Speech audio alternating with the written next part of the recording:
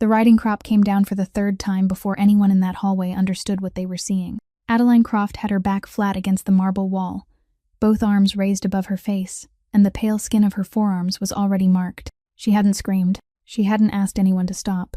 She just stood there in a gray housekeeping dress and a white apron, sleeves rolled to the elbow, and took it. In front of her, in a champagne silk gown worth more than that maid earned in 2 years, Camilla Ashford drew her arm back again.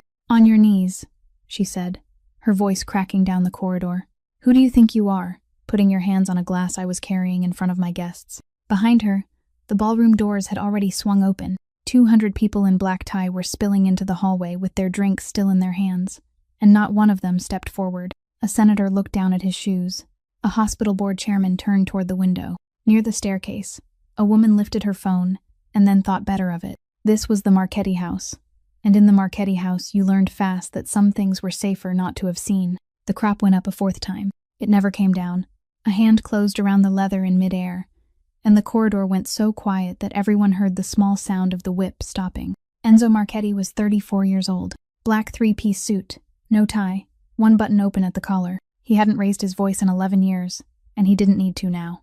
He held the crop still, and he didn't look at his fiancée at all. "Let go," he said quietly. "Before I forget what I promised my father." Camilla smiled. She was so certain of who she was in that house that she smiled before she even turned around.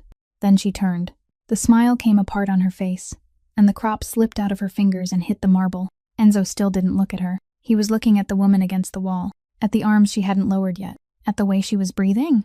He took off his jacket and put it over her shoulders, and 200 people watched the most feared man in Chicago cover a housekeeper with his own coat. Then he turned to face the hallway. Who gave permission for this? Nobody answered him. Nobody in that corridor knew that the woman shaking under his jacket had been in the house for only 11 days. Nobody knew why she'd reached for that glass, or what she'd sworn to a woman upstairs who couldn't afford to have anyone find out.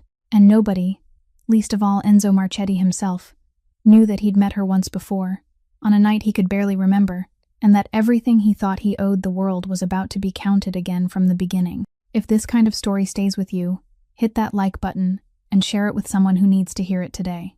Subscribe so you don't miss what comes next. It means more than you know.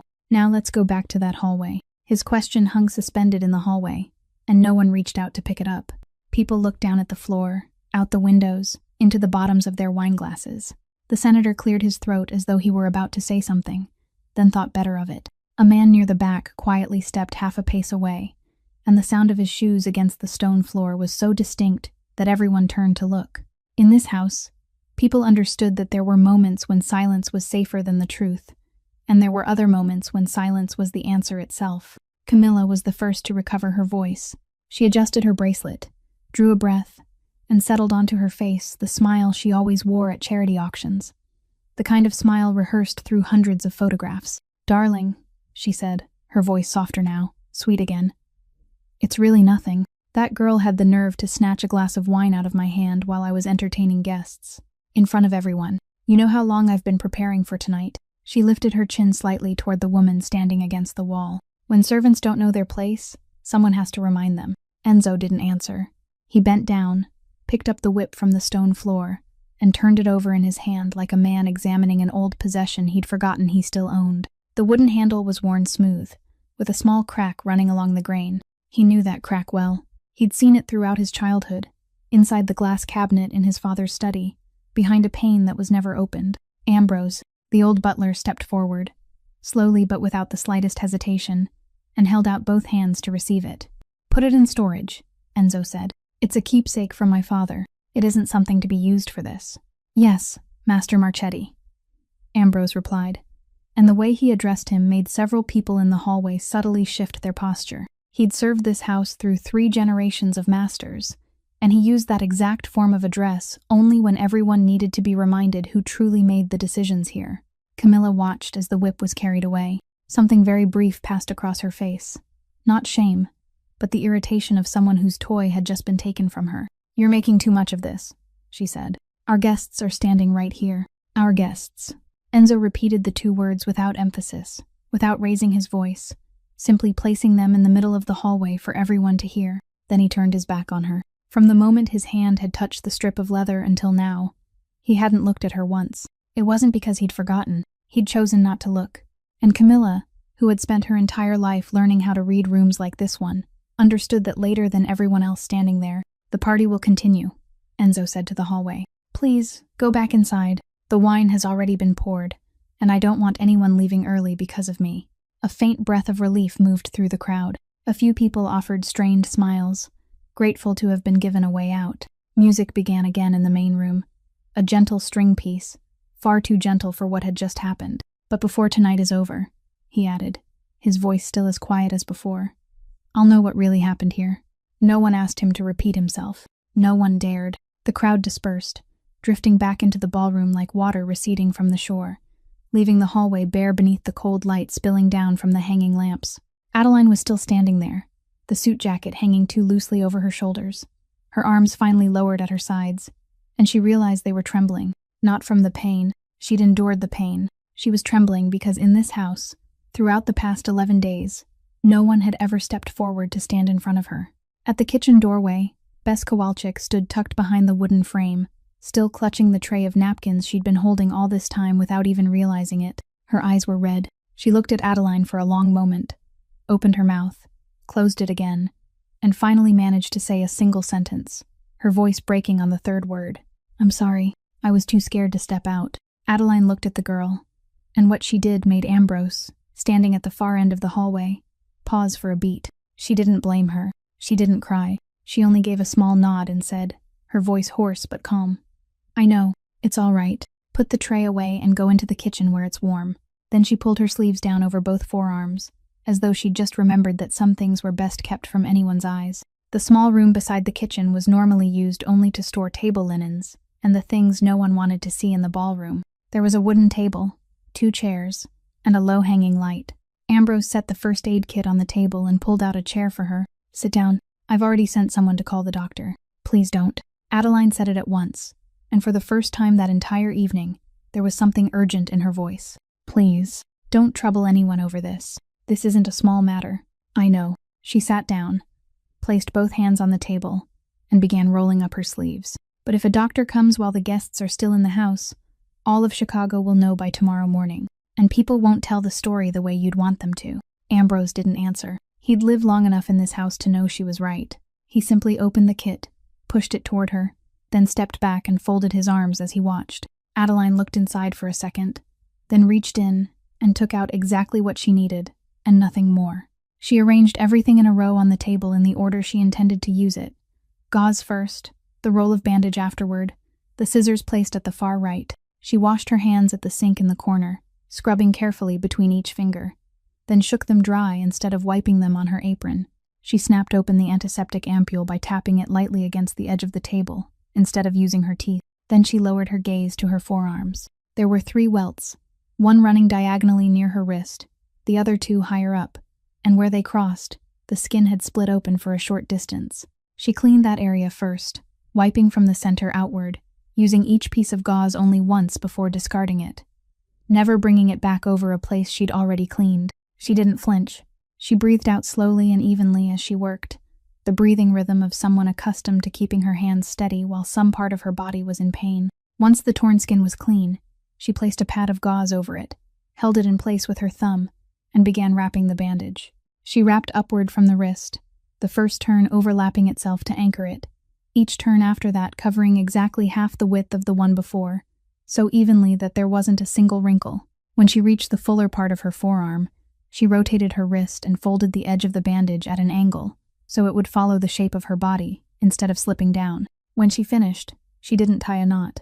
She split the tail of the bandage lengthwise into 2 strips, wrapped them in opposite directions, then tied them together on the outer side, where movement wouldn't press against the knot. Then she did something Ambrose didn't understand at first. She raised her other hand, gently pressed the tip of one finger on the arm she'd just bandaged, held it for a moment, then released it, and watched her fingernail closely. She repeated the same thing with another finger. Then she gave the slightest nod, as though someone had just given her an answer, and moved on to the other arm.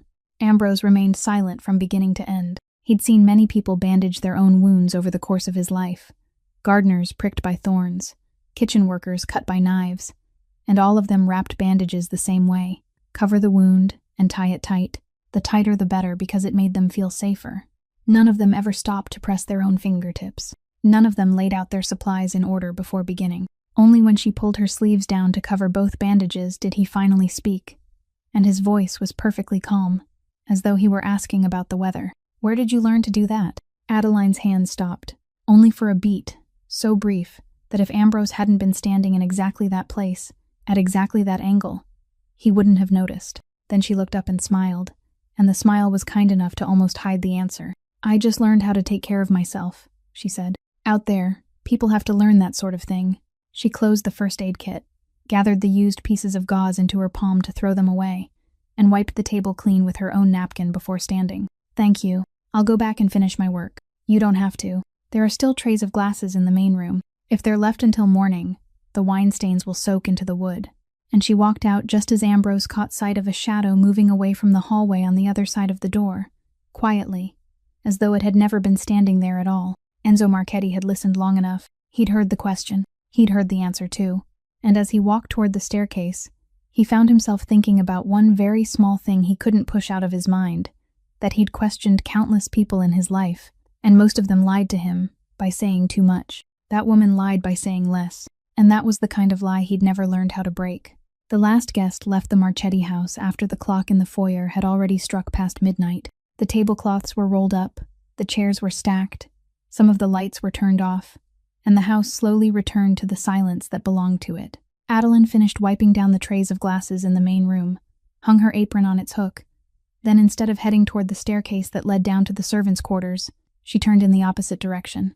The glass veranda was at the far end of the east wing, a projecting room overlooking the lake, cold at this time of year and almost never used. Mrs. Rosaria Marchetti was sitting in a wicker chair with her back to the door. In front of her, on a small table, sat a glass of red wine that she had poured at some unknown hour and barely touched.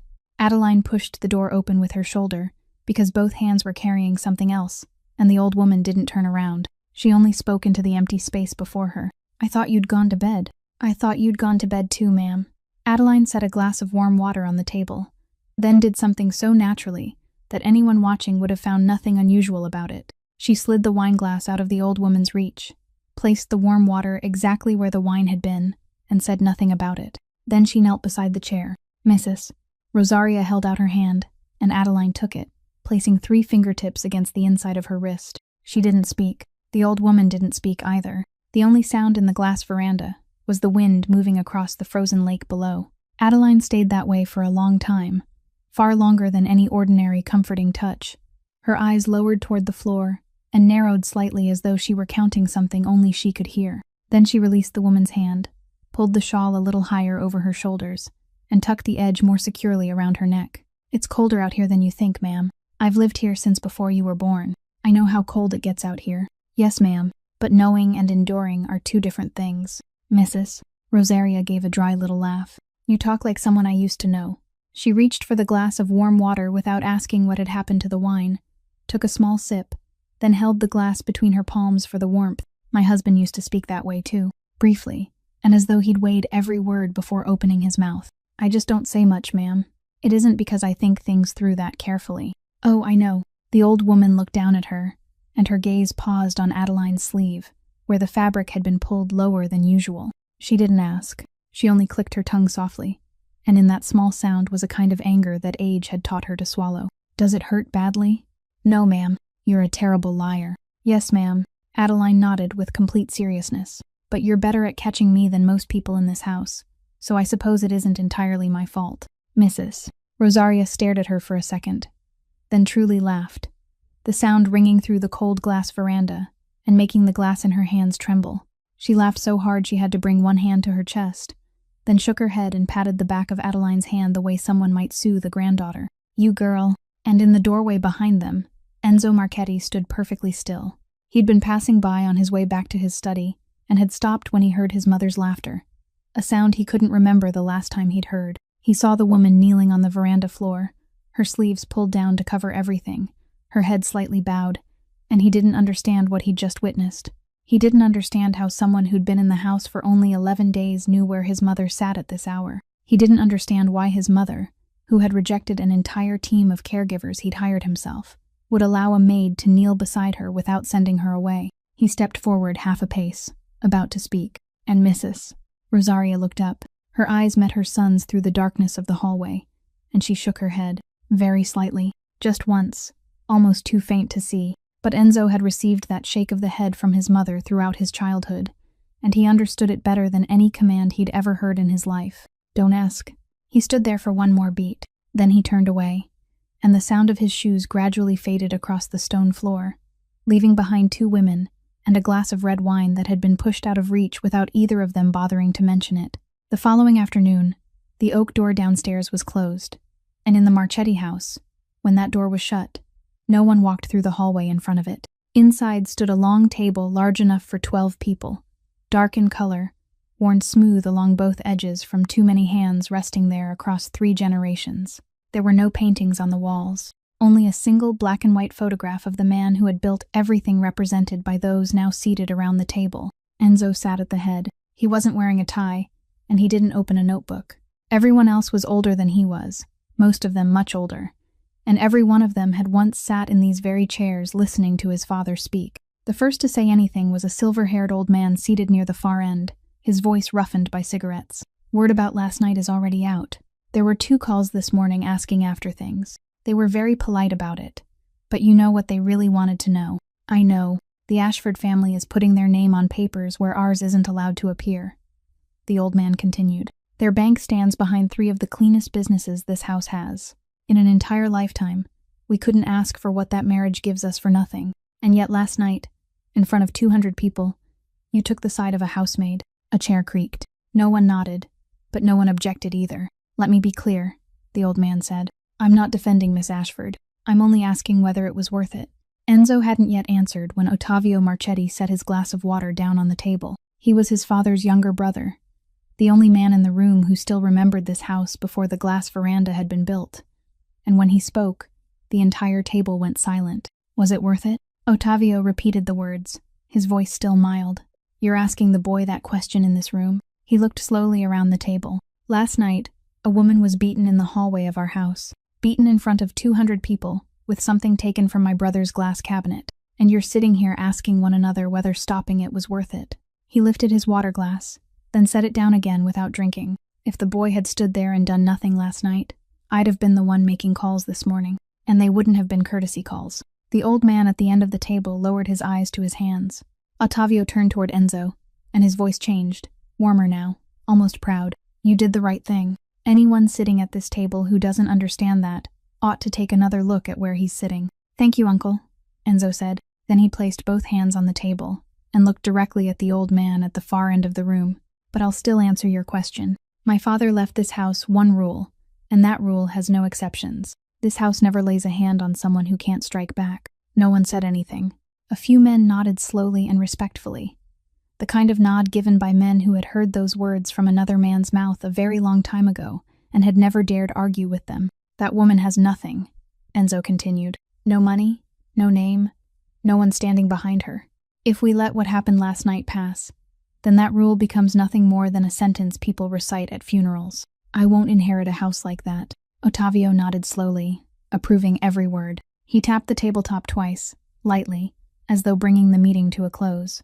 Then, just as everyone began pushing back their chairs to stand, he added one more sentence, so quietly that only Enzo and the man beside him heard it. Your father used to say the same thing. He picked up his coat and smiled. Then he was gone before he turned 60. The words fell onto the wooden table and remained there.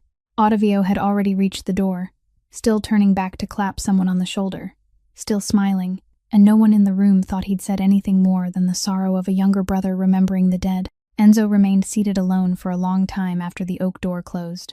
He reached his room when the sky beyond the lake had begun to lighten. That thin gray February light, not yet strong enough to be called dawn. He took off his coat, folded it, and laid it over the back of a chair. Ambrose entered, carrying the tea tray he always brought at that hour, set it on the table, then stopped.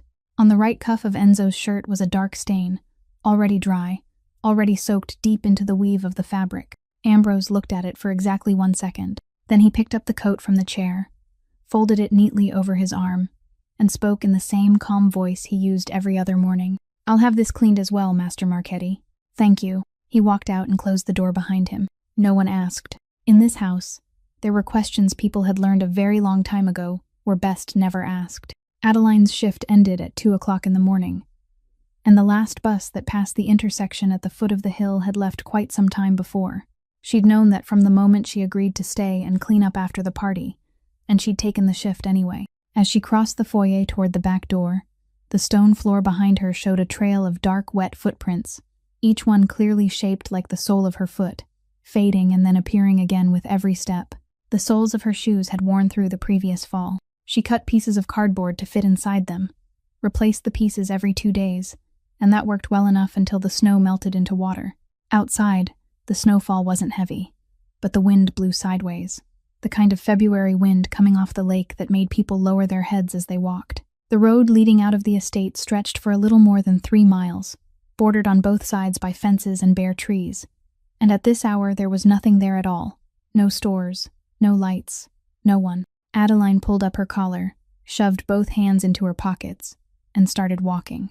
She'd gone about half a mile when she heard an engine behind her. She walked several more steps before realizing that the sound wasn't getting any closer, but it wasn't falling farther behind either. It was keeping the same distance. She glanced back exactly once. A black car was moving very slowly, its headlights off. She didn't stop.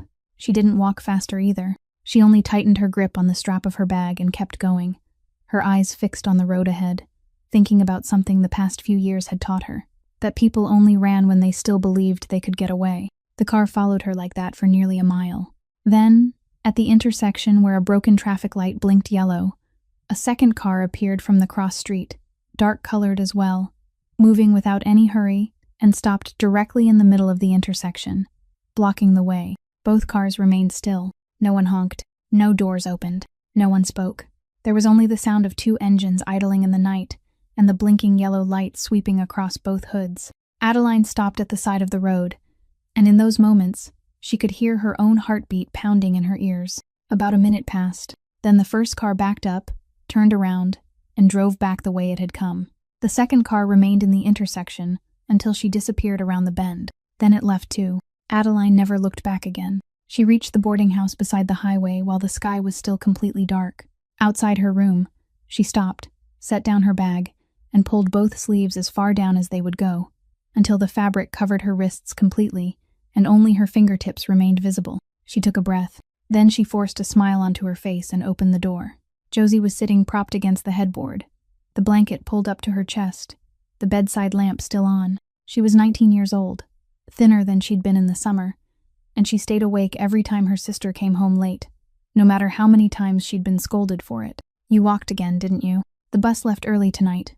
You said that last week. Then I suppose it left early again this week." Adeline hung her coat on the hook, went to the sink, turned on the hot water, and held both hands beneath the stream. "I got extra hours. They pay more for the shift after a party. We're covered this month." Josie was silent for a moment. Covered for the rent? Or for that too? Both. It was the second lie in less than a minute, and Adeline said it so calmly that she almost believed it herself. She poured a glass of warm water, carried it over, set it on the small table beside her sister's bed, then sat down on the edge of the mattress. The old electric heater in the room was running at full power, and the air had been stifling for a long time. Josie looked at the long sleeves covering her sister's arms. "Why don't you roll those up? It's boiling in here." Adeline smiled. "I'm still cold from being outside. I haven't warmed up yet." "You've been inside for a while." "Then I stay cold a little longer than most people." Josie looked at her for one more second. She didn't ask again. She'd learned a long time ago that there were questions which, if asked twice, only forced the other person to lie again, and she loved her sister enough not to make her do that. She only said very softly, "Go to sleep.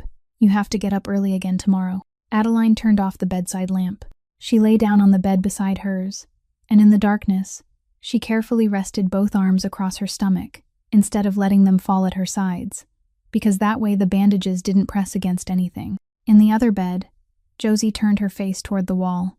She lay still for a long time, and after a while, her hand slipped beneath the pillow and touched an envelope that had been written long ago, folded into quarters, its edges worn soft from so many nights of being touched, and then left there again. She didn't take it out. She only kept her hand there until she drifted to sleep.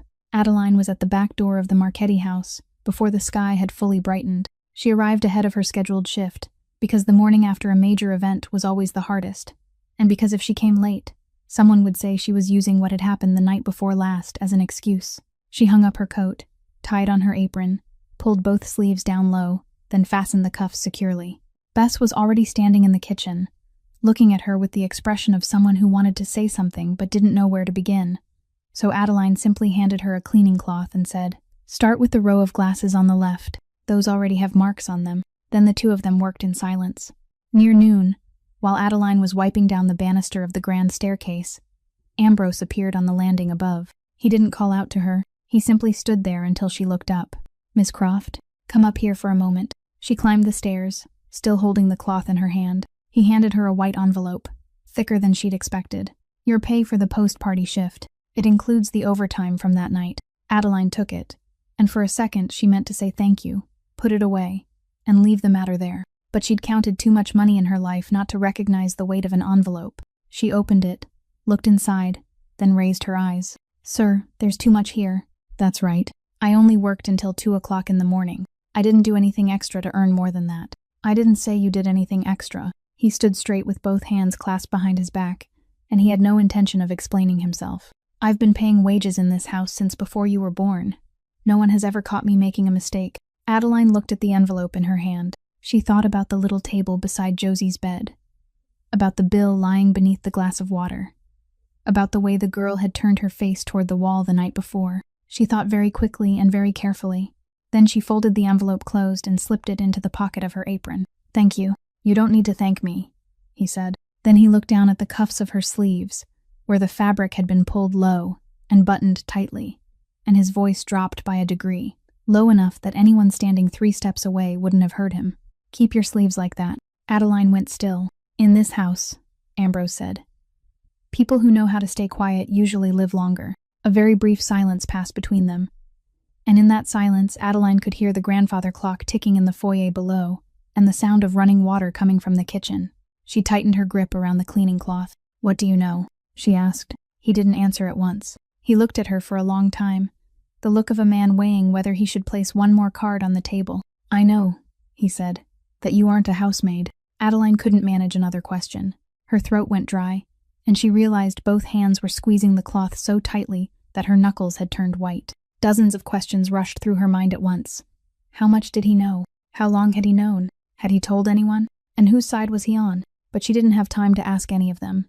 Ambrose gave a slight nod, the courteous nod he always used to bring conversations in this house to an end, then turned and started down the stairs. Halfway down, he stopped without looking back. "There are guests in the small parlor at noon. Have Bess bring up the tea. You don't go into that room."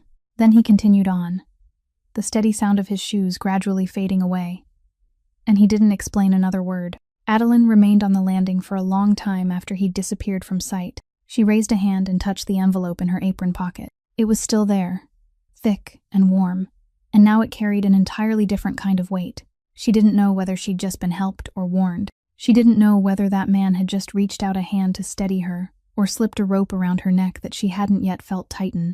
And the most frightening part was that she understood that in the Marchetti house, those two things often looked exactly the same.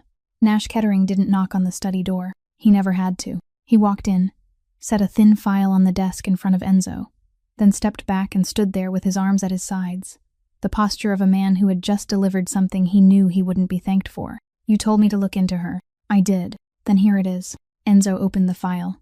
The first page was a photocopy, the print small, the seal in the upper left corner faded from having passed through too many machines. In the middle of the page was a name he'd already seen on his own household payroll, Adeline Croft. Beneath it was another line, longer, listing her former position, emergency room nurse at a major hospital in Cleveland. And farther down, in the findings section, was the sentence Nash had marked with a faint pencil line beside it so Enzo wouldn't have to search. Nursing license revoked. Reason: falsification of medication administration records. Enzo read the entire page.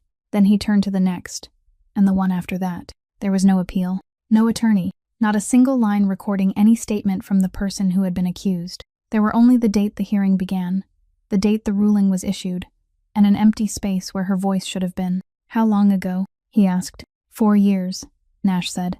"She hasn't gone back into the profession since. Worked different jobs, mostly temporary." She came to this house through a domestic staffing agency. The application they submitted was for housekeeping, and there was nothing false in it because they never asked about this part and she didn't disclose it.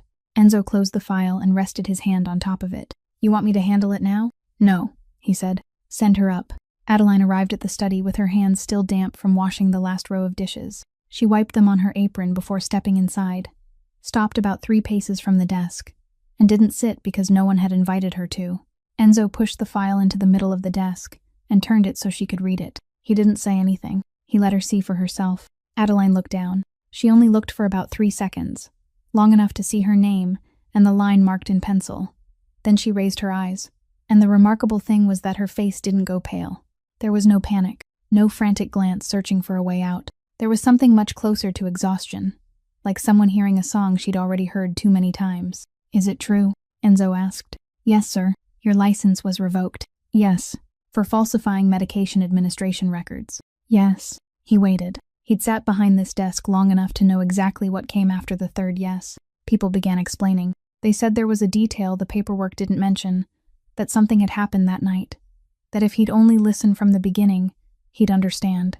He'd heard hundreds of people do exactly that in this very room, and he knew how to peel away each layer until he reached what was true. But Adeline didn't say anything else. She stood there with her hands folded in front of her apron and remained silent. The silence lasted long enough to become an answer of its own. You're not going to say anything?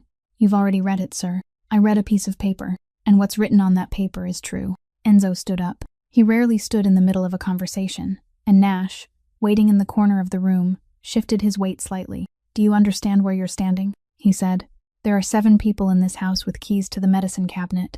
My mother is upstairs. Someone has just handed me a document saying you were once barred from practicing because of medication records.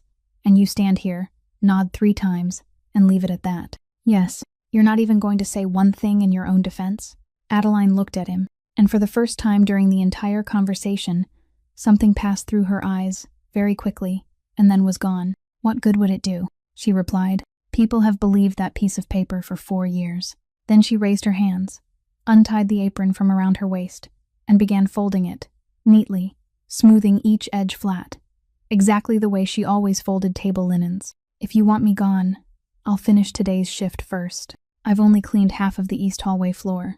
If it's left until this afternoon, it'll dry unevenly and be harder to clean again. And it was that sentence, not the file, that made Enzo Marchetti angry. He couldn't understand it. He'd spent his entire life facing people willing to lie, beg, threaten, do anything at all to hold on to their place.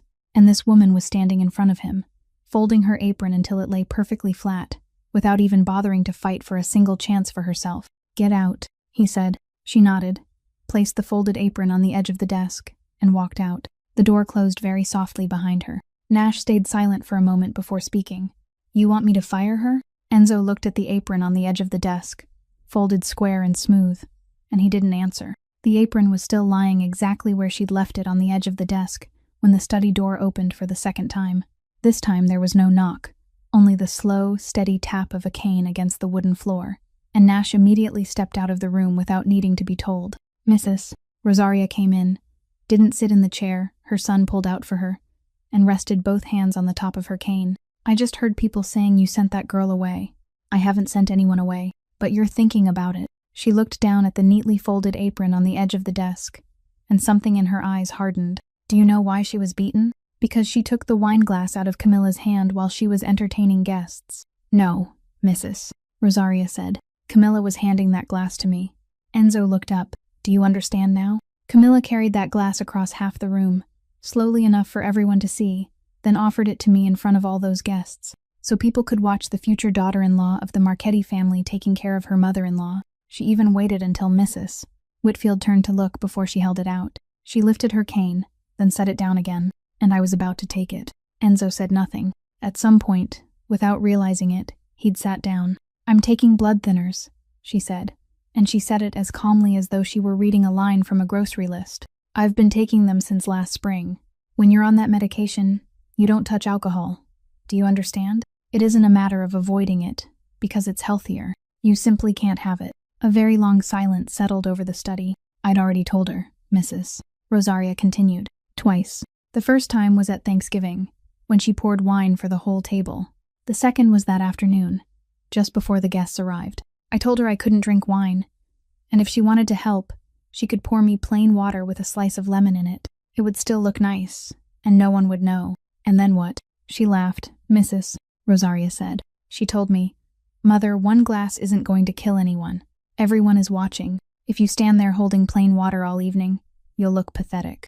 Enzo raised one hand to his face, then lowered it again. She wasn't trying to hurt me, Mrs.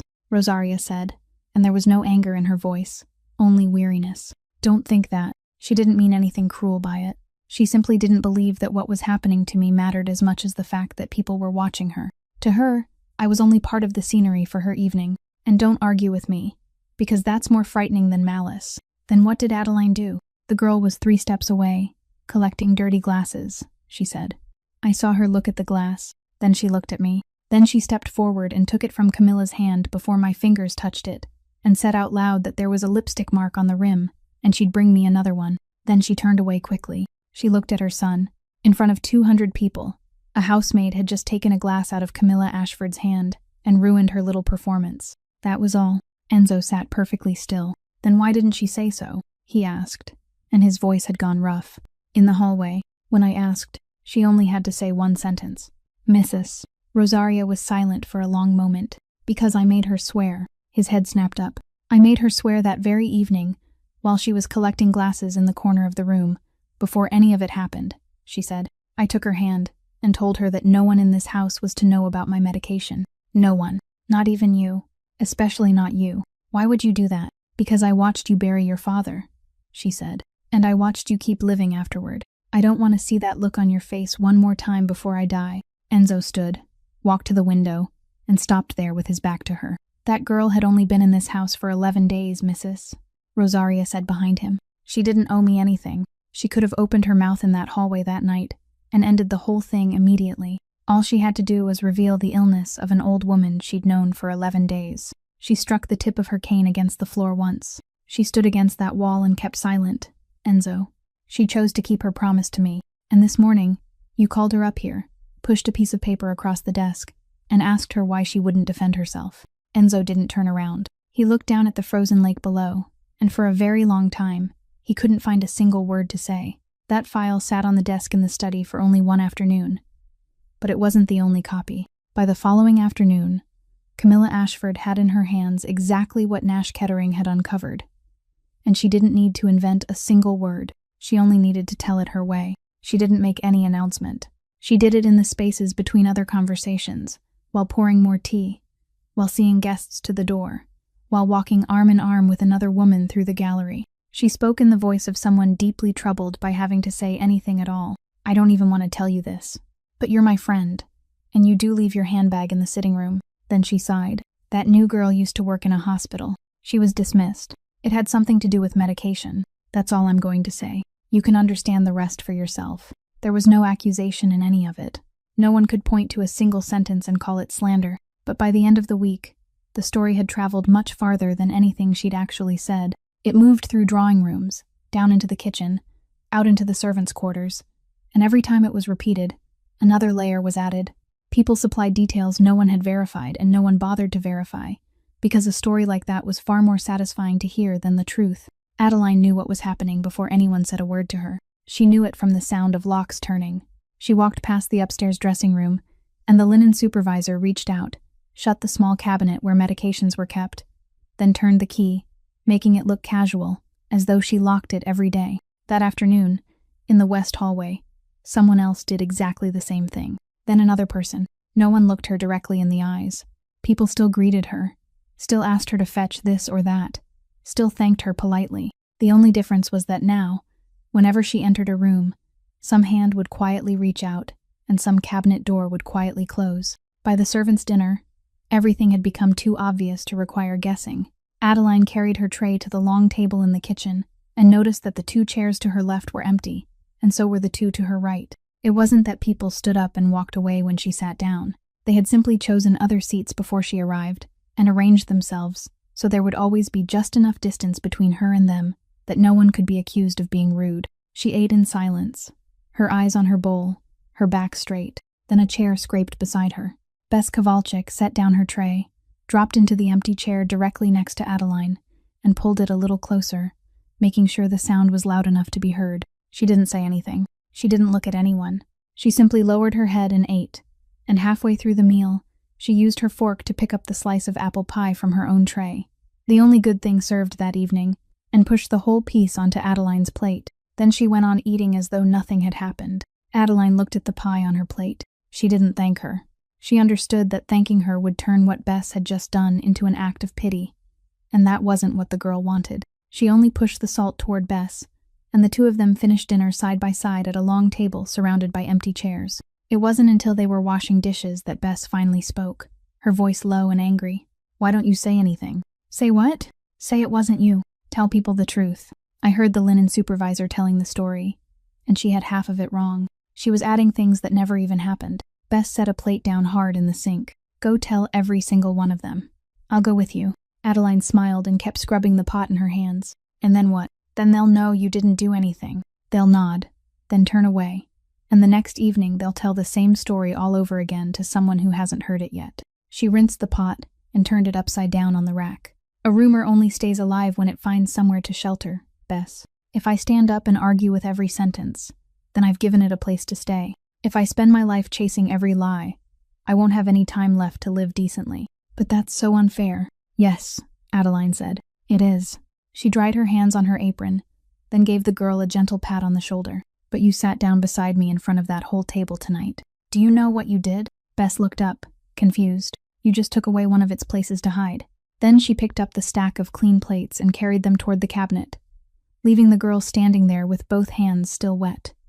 And for the first time all week, Bess Kowalczyk found herself standing a little straighter. The story Camilla had set loose didn't stop inside the house. It only needed to travel a little farther, and she knew exactly where it needed to go. The call took place one afternoon, brief and impeccably polite.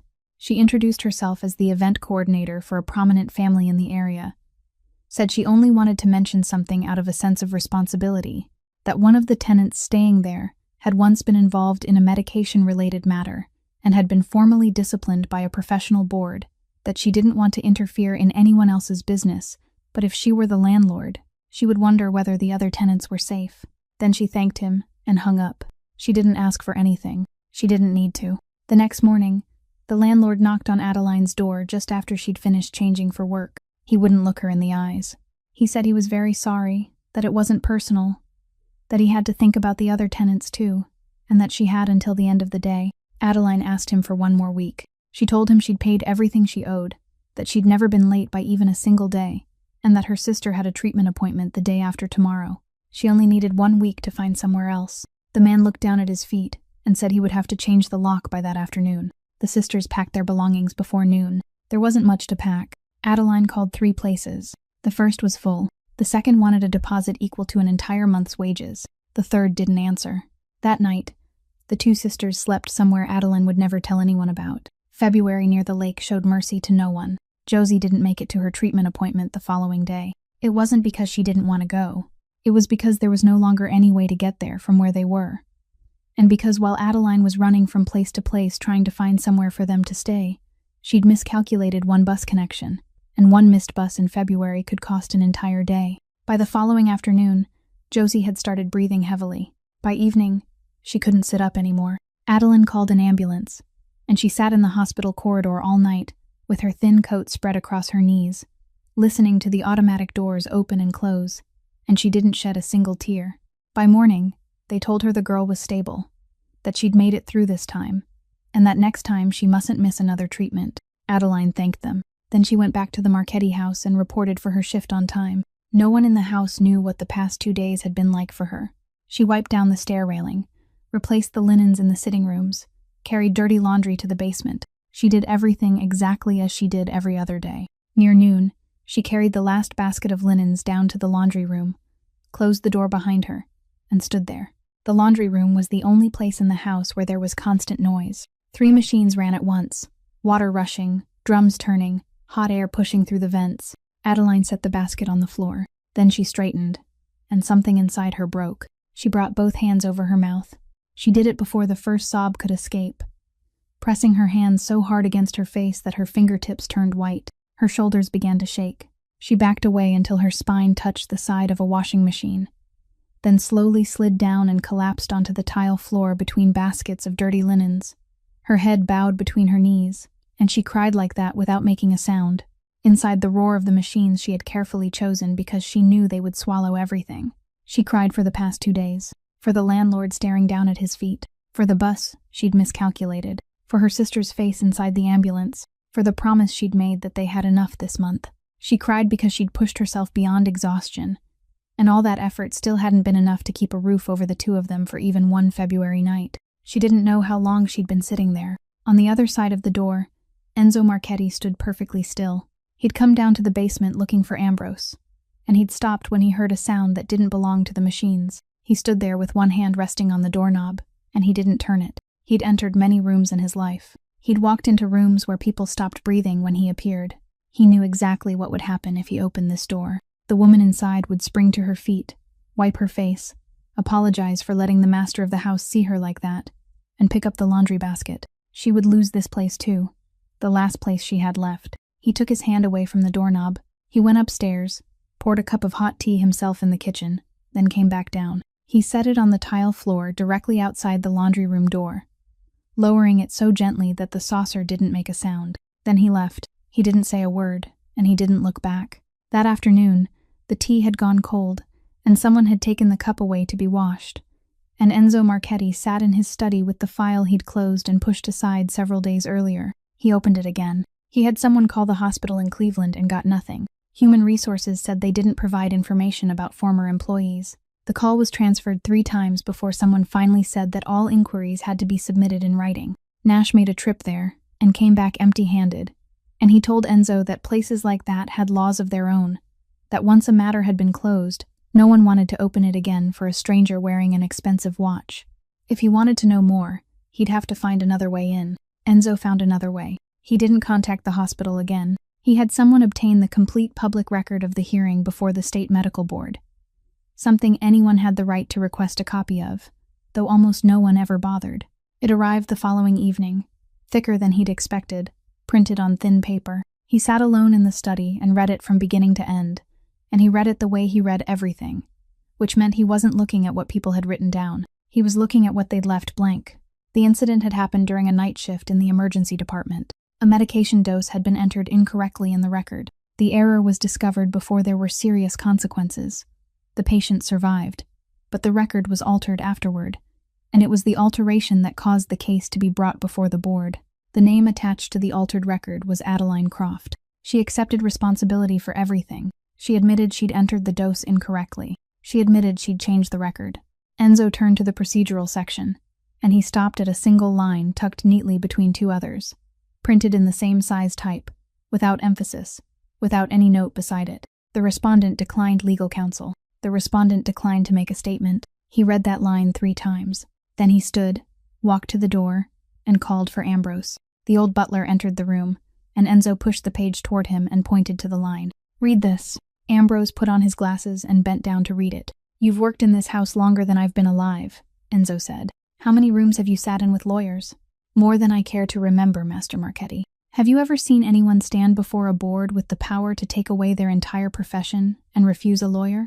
Ambrose removed his glasses. "Never. Neither have I," Enzo said. "Someone might not be able to afford an attorney, but in hearings like this, counsel can be appointed without charge." She refused it. Someone might be too frightened to speak, but the transcript says she answered every question about what she'd done clearly and directly. She refused only one thing. She refused to make a statement. He placed his finger on the line. "No one refuses to defend themselves, Ambrose. Not unless they're defending someone else."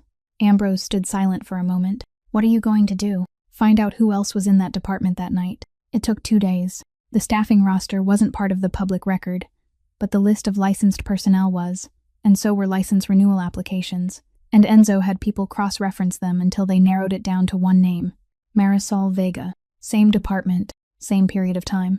And what made Enzo stop for a long while was something else. The records showed that the woman had repeatedly applied for shift changes throughout that winter, asking to move from nights to days, and every request had been denied. People didn't ask to leave the night shift simply because they were tired. They asked when there was someone at home who couldn't be left alone at night. He dug further, and he found an address entry, and on that line was the number of people in the household. Not 1, 3. She's a single mother, Enzo said. 2 children at home. Ambrose said nothing. If that case had been pushed into criminal prosecution, Enzo continued slowly, as though setting each brick carefully into place, then the person who entered the wrong dose would have lost her license, lost her job, and might have lost the right to remain with her 2 children. But if the person who took responsibility was younger, unmarried, with no one depending on her, then the board would treat it as professional discipline. License revoked. No prosecution. No one loses their children. He closed the hearing transcript. She didn't alter the record to protect herself, Ambrose, he said. She altered it so the other woman's name wouldn't be there anymore. Then she stood before the board and refused to say a single word in her own defense, because the moment she opened her mouth, everything she'd just done would fall apart. The study remained silent for a long time. 4 years, Enzo said. For 4 years, she let the whole world believe a piece of paper. And a few days ago, I sat right here at this desk, pushed that same paper in front of her, and asked her why she wouldn't defend herself. The hospital board fundraiser had been on the Marchetti household calendar since the previous fall, and it couldn't be postponed. Tables were set up in the grand hall, flowers were brought in, and a small podium was placed at the front of the room for several brief speeches. Mrs. Rosaria came downstairs because she attended every year, and because she said that if she didn't, people would start talking. Adeline moved between the tables with a tray in her hands, her sleeves pulled down as they were every day. It happened in the middle of the second speech. Mrs. Rosaria was standing near the foot of the staircase, one hand resting on the top of her cane, when she raised the other hand and touched her chest. That was all. She didn't cry out. The woman beside her turned and asked if she was all right, and before she could answer, the tip of her cane slipped across the stone floor, and she collapsed. A glass shattered. Then the entire hall seemed to break apart at once. People shoved their chairs back and stood. Voices rose. Someone shouted for a doctor. And the absurd thing was that there were 7 doctors in that room, holding glasses of wine, yet the first person to reach her was a man who dropped to his knees, shook her by the shoulders, and called her name louder and louder. Adeline set her tray down on the nearest table. She didn't run. She pushed through the crowd with her shoulders and elbows, and when she reached them, she said exactly 4 words to the man shaking the old woman. Please move out of the way. He looked up as though he meant to protest. And then he moved, because there was something in her voice that didn't allow anyone to do otherwise. Adeline knelt on the stone floor. She lowered her ear close, her eyes following the rise and fall of Mrs. Rosaria's chest, and remained that way for several seconds. Then she snapped her head up and pointed at a man standing frozen 2 steps away. Call an ambulance now. Tell them she's elderly, unconscious, and not breathing normally. She pointed to someone else. Go to the front door, open it, wait for them, and bring them straight in here. Don't let them go around the house. Then she loosened Mrs. Rosaria's collar, placed one hand over the other in the center of her chest, locked her fingers together, and began compressions. She drove her weight downward from her shoulders rather than her elbows, arms straight, the rhythm steady and fast, and she counted aloud so no one would interrupt. Around the 10th compression, the fabric over both of her forearms slipped down, and the entire room saw the 2 layers of white bandages wrapped from her wrists almost to her elbows. No one said anything. No one dared. The woman in a housemaid's uniform was kneeling in the middle of the hall, and 200 people in evening clothes stood in a circle around her, looking down, and not one of them stepped in. She continued the compressions. She tilted Mrs. Rosaria's head back, lifted her chin, gave 2 breaths, then started again. Sweat ran down Adeline's temple. She didn't miss a single beat. The ambulance siren could be heard coming up the drive by the time she reached the 4th round. 2 uniformed paramedics rushed in carrying a hard case and a machine, and the one in front called out, "How long has she been down?" Adeline kept compressing, never lifting her head, and answered in one continuous stream, her voice loud, clear, without stumbling over a single word. Less than 3 minutes. The collapse was witnessed. Chest compressions have been continuous since then. No interruptions. She's taking blood thinners every day and has been for several months. You need to consider internal bleeding. She's also on blood pressure medication. Don't give her anything intended to stop bleeding until you've spoken to the physician who prescribed her medication. The man froze for half a second, then nodded, and immediately repeated what he'd heard to his partner. They moved her aside so they could attach the electrodes, and she backed away on her knees without standing, still kneeling there as her hands began to tremble now that she had stopped. One beep, then another. Then someone said, "We have a pulse." The entire hall exhaled at once. They carried Mrs. Rosaria out, and for a long stretch of time, The sound of the stretcher wheels rolling over the stone floor was the only sound in the room. Adeline remained kneeling in the middle of the hall among the broken pieces of glass, her hair slipping loose from its bun, her sleeves fallen back to expose the 2 layers of bandages now damp with sweat. She bent down, gathered the shards of glass near her into her palm so no one would step on them, and only then did she rise. And she stood there before 200 people who had just watched her pull a life back from the edge, and not one of them knew what to say to her. Enzo Marchetti stood not far away. He'd been there from the moment she dropped to her knees, and he hadn't moved. He watched her hands stacked one over the other, watched the way she drove down from her shoulders, watched the steady rhythm of her counting that never once faltered. And somewhere very deep inside him, something flashed into existence and vanished again in half a second. A blinding white ceiling, a harsh light streaking across his vision, and a woman's voice very close to him calling his name over and over, telling him to open his eyes. Then it was gone. He stood perfectly still, his heart stumbling out of rhythm for a beat, and he didn't understand why. At the far end of the hall, a woman in a silk gown stood watching everything that had just happened. Camilla Ashford didn't come closer. She only looked at those bandaged hands, looked at the crowd staring after her, and in her mind, one small question had formed and remained there. The woman who had just done all of that in the middle of the Marchetti Hall was a woman who had been barred from practicing. Enzo returned home from the hospital close to midnight. They told him his mother had made it through, that she would need to remain there for several days, that if they had been even a few minutes later, the outcome would have been different. He didn't ask another question. He drove home, went straight upstairs to his study, and didn't turn on the main lights. He stood for a long time in front of the wall behind his desk, where a paneled section concealed the old safe that had belonged to his father. He couldn't remember the last time he'd opened it. There wasn't much inside, a few folders of papers, an envelope yellowed with age, his father's signet ring resting in a leather box, something Enzo had never worn because he'd always believed he hadn't earned the right. And beside that leather box, lying slightly off to one side as though someone had once pushed it away and then put it back, was a small metal object. He picked it up. It was a small watch, the kind pinned to the front of a uniform, its face turned upside down so the person wearing it could glance down and read the time. The outer rim had tarnished. The hands had stopped long ago. He remembered how it had come into his house. 4 years earlier, his men had taken him to an emergency department under a name that wasn't his, because things had happened that night that couldn't be allowed to appear in any record. He remembered only scattered fragments, a white ceiling, the smell of antiseptic, and the sensation of drifting away very slowly until everything stopped. When he woke the following day, someone returned a plastic bag containing his personal belongings, and mixed among his things was one object that didn't belong to him. Ambrose had been the one to open the bag. He'd picked up the small watch, examined it, and asked whether he should throw it away, because it wasn't Enzo's and there was no reason to keep it.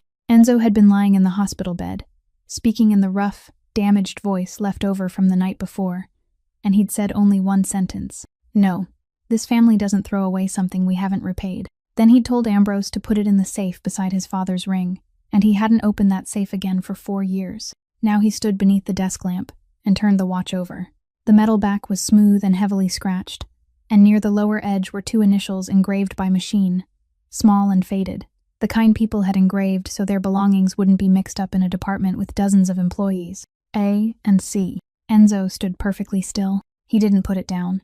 He simply stood there with the watch resting in his palm, and in his mind there wasn't a thought at all, only the image of 2 hands stacked together in the middle of his hall that afternoon, pressing down, steady, unwavering, and a woman's voice counting aloud so no one would interrupt. The same voice, the same rhythm. You found it. Ambrose was standing in the doorway. He wasn't carrying a tray. He hadn't brought tea. He was simply standing there, and he'd been there for some time. Enzo turned around. You knew. Yes, Master Marchetti. For how long? Since before she ever set foot in this house. Enzo placed the watch on the desk very gently. Tell me. Ambrose stepped inside and closed the door behind him. Mrs. Marchetti called me upstairs last fall, he said. She told me she needed me to find someone. She gave me a piece of paper with a name written on it. She said that on that night, she'd stood in the hospital corridor for hours, and the only person who came out to speak with her, the only person willing to sit beside her and hold her hand, was one of the nurses working the night shift. She said she'd asked the young woman her name, and she'd remembered that name for 4 years. Enzo couldn't say anything. It took me almost a year to find her, Ambrose said. It wasn't easy. She'd moved several times, worked nothing but temporary jobs, and never kept the same telephone number for more than a few months. When I finally found her, she was working 2 jobs at once and still couldn't make enough to live on. Why didn't my mother tell me? She forbade me to, Ambrose said. She said that if you knew, you'd repay the debt the way this family always does. You'd give her money, or a job, or both. And she said that if someone like Miss Croft accepted that kind of favor, she'd spend the rest of her life standing beneath you and would never be able to lift her head again. He paused. Your mother wanted her to have a job she could walk into on her own 2 feet, so she hired her through the domestic agency. Yes, the contract was under the agency's name. The Marchetti name never appeared anywhere in the hiring documents. It only said a private household in Lake Forest. Ambrose looked down at the watch on the desk. She had no idea who she was coming to work for, Master Marchetti. She only realized after she was already standing in the foyer and saw the photograph hanging on the wall.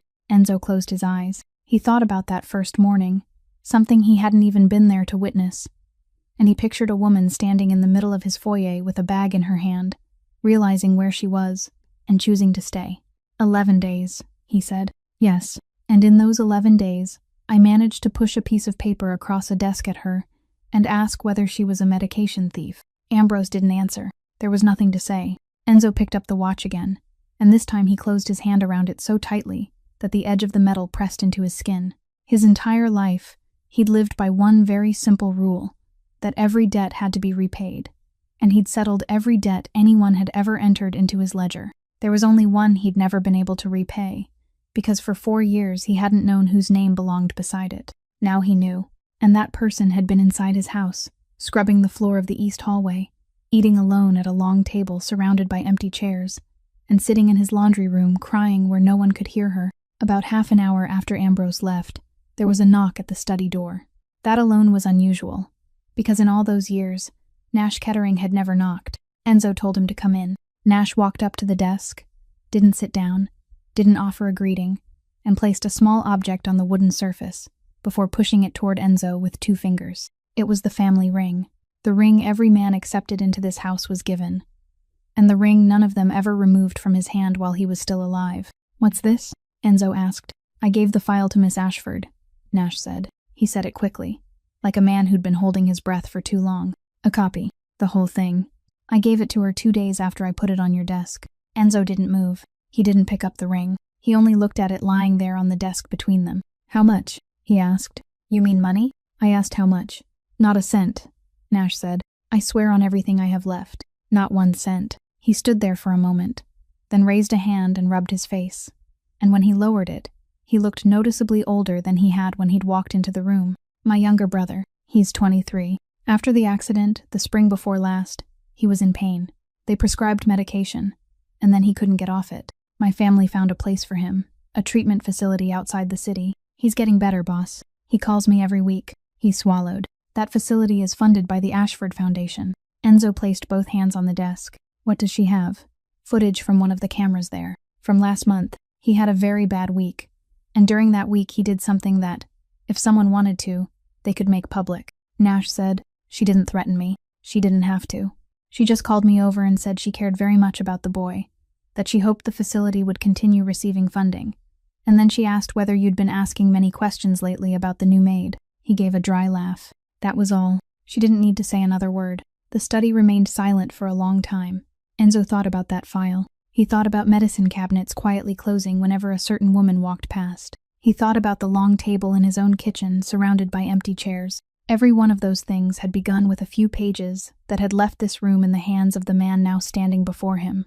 Do you know what happened to her afterward?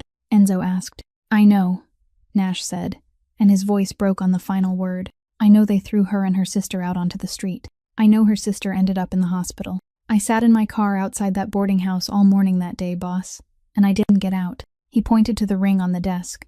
I'm not asking you to forgive me. I know the rules of this house. Take it back. Enzo stood. He walked around the desk, and Nash Kettering straightened like a man already prepared for whatever was coming next.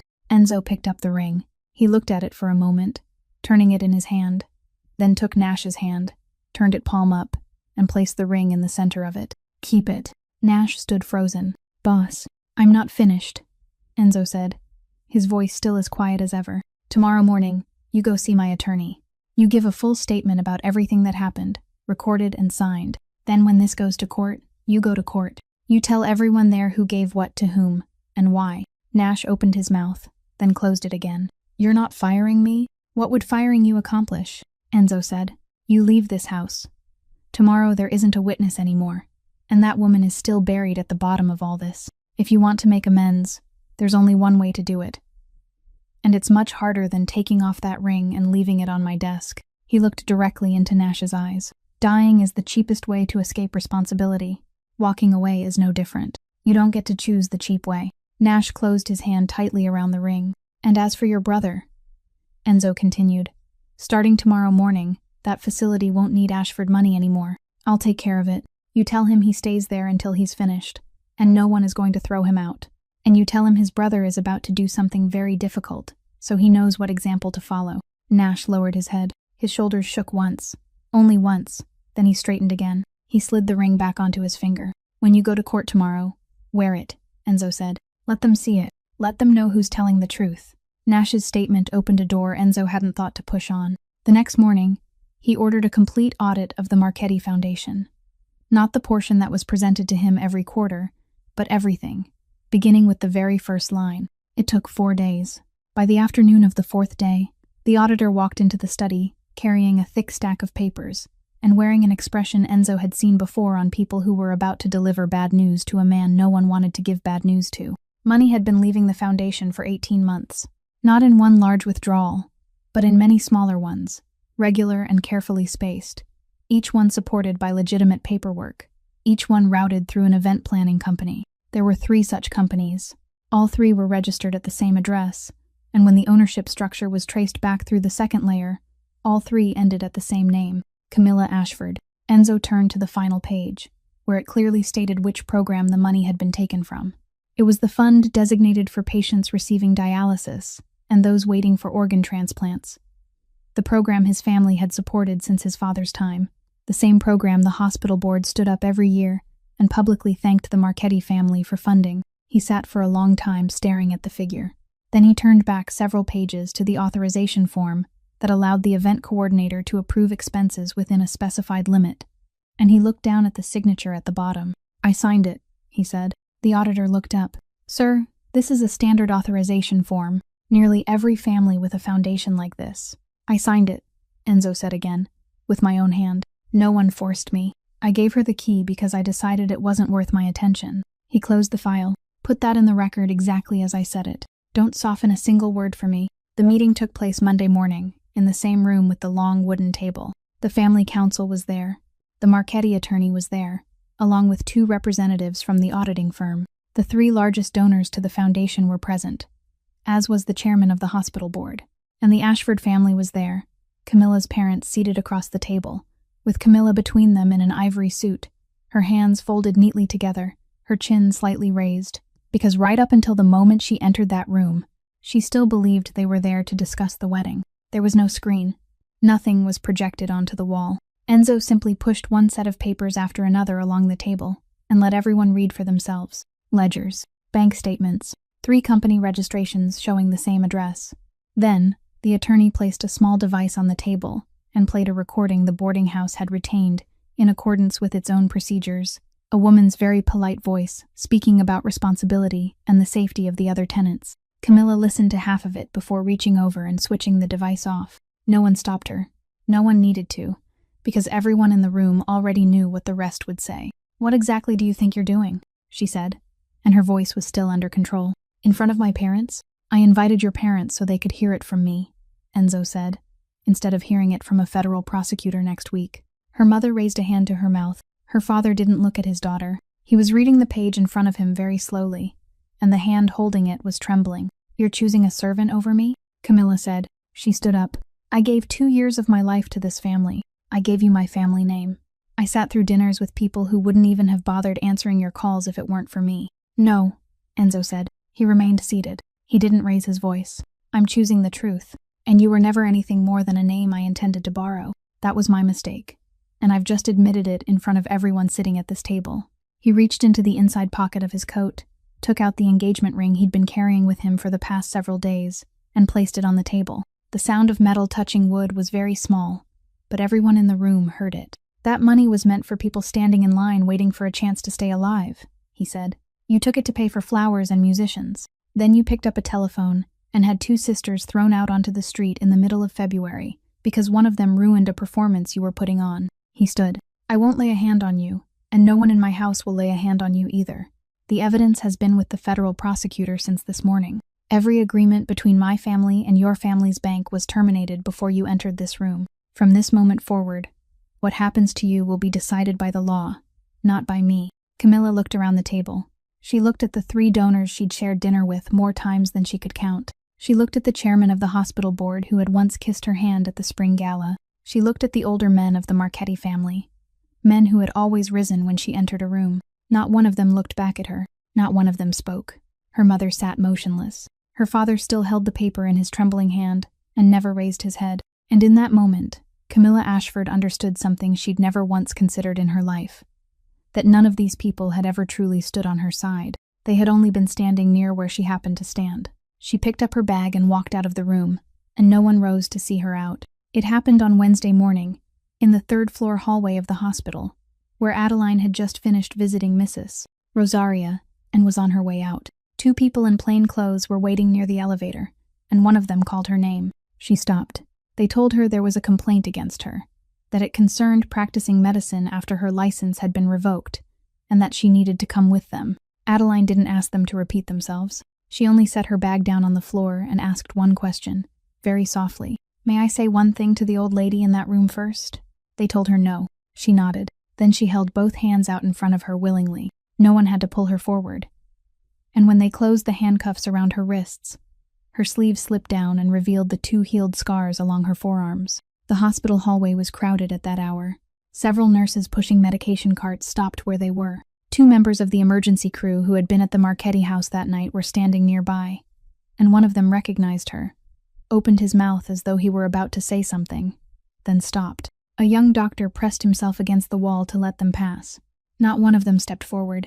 Adeline walked between the 2 officers down the hallway, her head held upright, her eyes fixed straight ahead all the way to the elevator. The evidence attached to the complaint came from the evening in the Marchetti Hall. The emergency response report had been submitted with it, clearly stating that an unlicensed person had performed chest compressions, rescue breathing, and had given medication-related instructions to medical personnel. Statements from 2 guests who had been present that night were included as well. There wasn't a single false word anywhere in the file. That was the cruelest part of all. Enzo learned what had happened at 10 o'clock that morning, and within an hour, his attorney had discovered who had filed the complaint. He read the name on his phone screen, then read it a second time. Then he drove to the house north of the city, where Ottavio Marchetti had lived alone since his wife died. His uncle was watering several potted plants in the sunroom when Enzo walked in, and he didn't look surprised. You got here faster than I expected. You did it. Yes. Ottavio set down the watering can. I did. Enzo stood still in the middle of the room. Sit down, son. I'll stand. As you like. The old man wiped his hands on the towel draped over the back of a chair. You want to know why? I'll save us both time and tell you. I have nothing against that girl. I've never spoken to her once. I don't have anything against her at all. He looked directly into his nephew's eyes. What I'm against is the weaker version of you she's turning you into. Enzo said nothing. You think I haven't noticed? Ottavio said. You broke with the Ashfords. You cut off 3 of the cleanest business interests this family has, and you did it in one morning, in front of the entire council. You let Kettering keep his ring after he betrayed you. You handed evidence against one of your own people to federal prosecutors with your own hands. Do you know what people out there have been saying about you all week? I don't care. I do. Ottavio struck the arm of the chair lightly with his hand. Your father left you a house, not a confessional. I only meant to wake you up. I thought if you had to spend your time rescuing a housemaid, you'd remember who you are. The car that night, Enzo said. On the road outside the estate. My men. He admitted it immediately, without evasion. I had them follow her to see who she was, where she went, who she met. Then your car blocked them at the intersection, and I told them to come back. I wasn't going to hurt her. His uncle watched him for a moment. Then his voice softened, almost pitying. Come on, this isn't difficult. I still have a few connections. One phone call to the right person, and by tomorrow morning that complaint disappears from the system as though it never existed. The girl is home before lunch. No one ever has to know. He raised one hand. That's how your father would have handled it. You know that. Enzo stood silent for a long time. He thought of a woman sitting on the floor of his laundry room with both hands pressed over her mouth so no one would hear her cry. He thought of the 4 years she'd allowed the entire world to believe a piece of paper. He thought of something his mother had told Ambrose, that if a woman like her accepted that kind of favor, she would spend the rest of her life standing beneath the person who gave it, never able to lift her head again. "No," he said. Ottavio blinked. "What did you say?" "I said no, Uncle." Enzo stepped forward. "If I save her that way, she'll owe me for the rest of her life. Every time she looks at me, she'll remember that her freedom came from one phone call made by the Marchetti family. I don't want her standing one step beneath me ever again." "Are you talking about feelings now?" "I'm talking about the fact that she did nothing wrong," Enzo said. "She knelt on the stone floor of our house and brought my mother back. If I have to use the back door to prove that, then I'm agreeing that what she did was wrong. I won't agree to that." The old man looked at him, and for the first time during the entire conversation, he truly looked old. "Your father wouldn't have done this." "No," Enzo said. "My father would have picked up the phone. Then he died before he turned 60, and you're the one who reminded me of that in our own meeting room." He reached the door, then stopped without turning around. "This time, our family is going to win with the truth, Uncle. I'll hire the best attorney in this state. I'll reopen the entire Cleveland case, and I'll walk through the front door. If that makes this family weaker, then call the council together and put it to a vote." Then he stepped outside into the February cold, and behind him, his uncle remained standing motionless among the potted plants, the towel still in his hand. The reopened hearing began on a late spring morning, in a small room with a long table and a flag hanging in the corner, and no reporters were allowed inside. Adeline sat in the respondents' row wearing the best blouse she owned, her hands folded together. This time she had an attorney, and this time she didn't refuse to make a statement. But the person who changed everything wasn't her. Halfway through the morning, a woman seated in the back row stood and asked permission to speak. She was nearing 40, still dressed in the nursing uniform she hadn't had time to change out of, and her hands trembled so badly that she had to place both of them flat on the table to steady herself. Marisol Vega told the entire story of that night again. She testified that she was the one who had entered the wrong dosage, not anyone else. She testified that when everything came apart, she had sat crying in the locker room and told her coworker that if the matter went any further, she would lose everything: her job, her license, and possibly even the right to remain with the 2 children waiting for her at home. She testified that her coworker had told her to go home, and by the following morning, the name on the record had been changed. She testified that for 4 years, she'd lived inside a home that someone else had paid the price to let her keep. Then she turned toward Adeline and said, "I'm sorry I stayed silent for so long."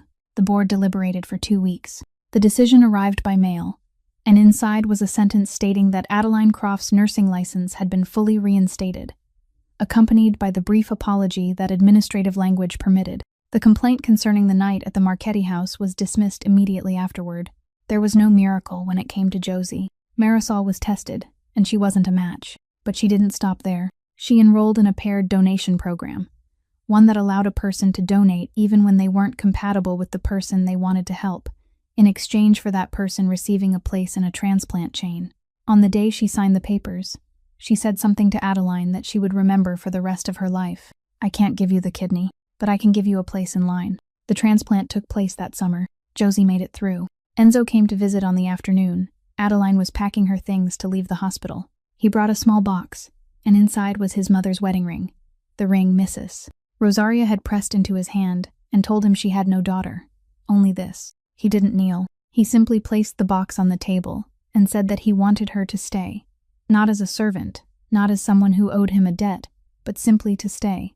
Adeline looked at the box for a long time. Then she closed the lid and pushed it back toward him. "The last time I lost everything, it was because I stepped forward in someone else's place," she said. "I don't regret it, but I don't want to spend the rest of my life standing behind anyone again.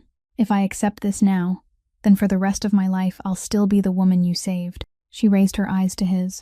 "Give me 1 year. Let me learn to stand on my own feet first." Enzo Marchetti, the man no one in the entire city had ever dared refuse, picked up the box and slipped it into his coat pocket. Then he lowered his head. "I can wait."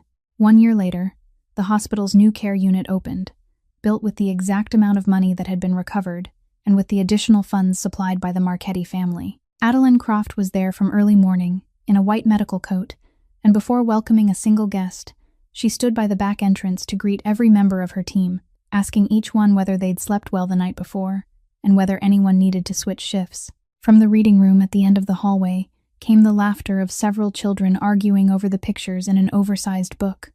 And that entire floor was filled that day with a kind of sound hospitals rarely had. Near noon, a newly hired server crossed the hall carrying a tray of water, caught her foot on the edge of a rug, and sent the entire tray crashing to the floor. The sound of breaking glass rang out sharply. The entire hall went silent, because among the people standing there were quite a few who still remembered what had happened in another hallway on a winter evening the year before. Adeline walked over. She didn't say anything. She knelt down, gathered the larger shards into her palm so no one would step on them, then looked up at the pale-faced girl. "Did you cut your hand?" The girl shook her head, tears already filling her eyes. "Then the most important part is over," Adeline said. "Bring me a broom, and we'll clean it up together." Behind her, Bess Kowalczyk, now a first-year nursing intern in that very unit, smiled and went to fetch the broom without needing to be told. A reporter invited to attend that day turned to Enzo and asked what had changed his household so completely, because people spoke about the Marchetti family very differently now than they had before. Enzo looked toward the woman kneeling on the floor, gathering broken glass. "The day kindness took the place of fear," he said. "And perhaps that is what this story was meant to leave behind as well. That dignity isn't something another person gives us. It isn't something found in the clothes we wear, or in the title people use when they speak our name. Dignity is something we choose to hold on to, even when our backs are against the wall, and not a single person steps forward to defend us. That kindness is never truly lost. It only travels a very long road before finding its way back, sometimes so slowly that we begin to believe it has forgotten the way home, and that the strongest person isn't the one who makes others afraid, but the one who teaches them that they never needed to be afraid in the first place." If today's story touched your heart, please subscribe to the channel, leave a like, and share it so that every day we can have another story of kindness to listen to together. We truly love to hear how you feel about Adeline and the choice she made, so please leave a few words in the comments and share what is deepest in your heart. We wish you abundant health, happiness, and peace each and every day. Goodbye for now, and we'll see you again in the next video.